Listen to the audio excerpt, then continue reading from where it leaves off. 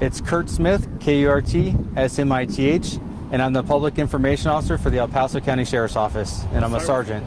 Sorry, we're going to start with what we're doing out here today. So around 3:45 this morning, the El Paso County Sheriff's Office Regional Communications Center received a report of a missing person in the Cimarron Hills area of unincorporated El Paso County. The caller was unable to provide a last known location for that individual. Our deputies were using cellular data location information provided by the family to locate this individual. Deputies were able to locate the missing person's vehicle off a Spectrum Loop in Colorado Springs area. The deputies responded to that area and were able to locate that vehicle. Our initial investigation revealed evidence of a potential crime that occurred around that vehicle. Deputies were able to locate an individual who had information about this missing person, and based on that information, we were provided information to respond to this area, which is Eastonville and Hodgen Road. Deputies responded out here and located the body of the deceased individual of this missing person in this area. At this time, the Sheriff's Office is not going to release the name of this person until the El Paso County Coroner's Office has a chance to do positive identification. This is still an active investigation. While we are confident that we've located all individuals involved, we do not know the facts and circumstances surrounding this incident. We're still investigating. Based off of that, do you guys have any questions? You said that this was a missing person call, and I know you can't really say the identity of the person who was found dead, but was this a missing person we would have gotten notified about recently? No, this whole incident started early this morning. There were no notifications made to the community. Based on the information we received early on in the investigation, it led us to believe that there may be a potential danger to this individual. Once we found the vehicle in this off a Spectrum Loop, we determined there was a more likelihood that this person was in danger and potentially injured. Based off of that information, we were able to locate somebody with information, and that led us here. We did do a coordinated search in this area to include all the way down towards Falcon High School. So there was a lot of police presence for several hours looking in this area. Ultimately, we were able to locate the individual out here. Could you go into more detail on how you were able to find that person with the information and how they might have been related to the investigation? So that we can't go over at this point. That's actually what led us to this break in this investigation to locate him. We're still going through that information to determine how credible the information is, and obviously to conduct some follow-up using that information. And behind you see the fence with the sign knocked over and tire tracks in the field. Are you able to talk a little bit about that? Yes, we do know that there was a traffic crash involved in homicide and in this intersection. That's what was the main key in locating this individual. And you say you're not sure the circumstances of how this person died, but you are calling it a homicide, correct? Yes, sir. We're investigating this as a homicide.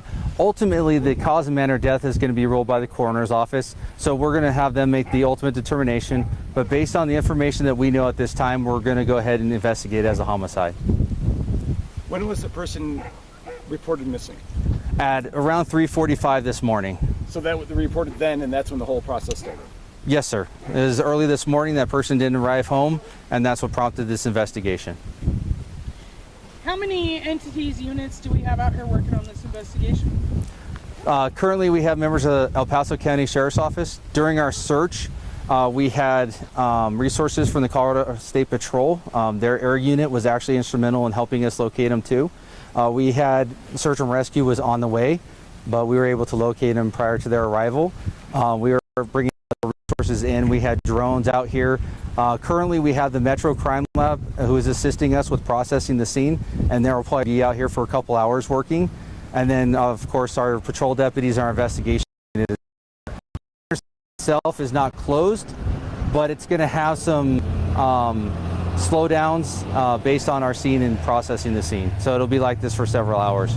Is there any way the community can help you either out here at the scene or with the investigation going further?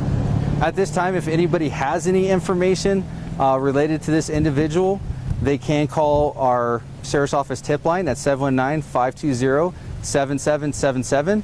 Based on where we are now, we've already contacted the neighbors around the area and have been in contact with them about processing the scene and being on the properties out here. So as far as out here, just slow down through the traffic and watch for our deputies doing traffic control.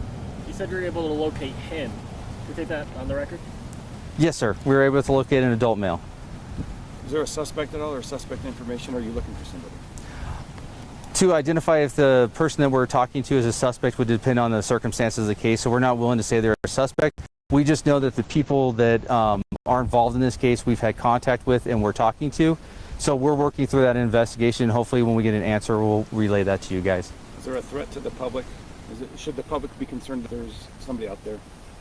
No, at this time we're fairly confident that we have everybody and confident enough to say that there is no threat to the community. There's no ongoing danger. We don't believe anybody in this area was in danger last night. A clarifying question, just to my earlier question. You said you were able to locate an adult male. Was that person of interest, or was that the person who was found deceased? That is the person who was found deceased, sir. Thank you. Do you guys have any timeline yet for when the cause and manner of death or the autopsy may be completed, or identification, anything like that? Is there any timeline yet? So those timelines go to the El Paso County Coroner's Office. We rely on them to conduct that death investigation, and ultimately it's up to them when they feel confident in the cause and manner. In general, there's a standard timeline that we look at between 6 to 8 weeks for official autopsy report. But again, that is entirely up to them when they're going to have that report ready. I'm good. Anybody else? Is there anything else you want to add or can add for us, Sheriff? Not at this point.